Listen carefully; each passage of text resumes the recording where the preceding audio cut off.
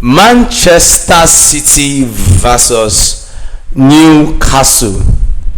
Look, we're talking about the most experienced coach in the EPL and probably the best coach in the world, Pep Guardiola. Now you got Pep breathing down your neck. Even if you are Sir Alex Ferguson, you'll be scared. And so I can understand why Arteta is scared. He's the most experienced coach.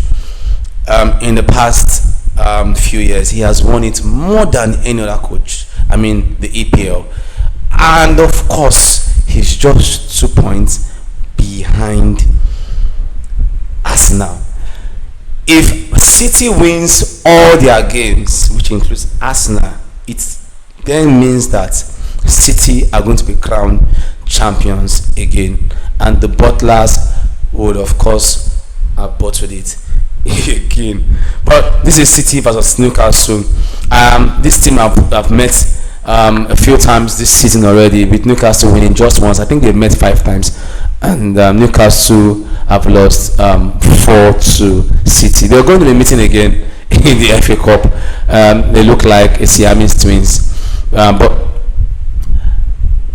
they would fancy their chances with Haaland, getting a goal in the last match against Liverpool and pulling one again at the weekend. You would think that again, he has been doing very well, scoring regularly at the Etihad this season. You would fancy City against this Newcastle side. They've been struggling.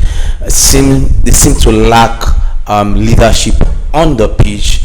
Even with Bruno Guimaraes and of course Kieran Trippier, the captain. Trippier, the captain, is they seem to be struggling a whole lot.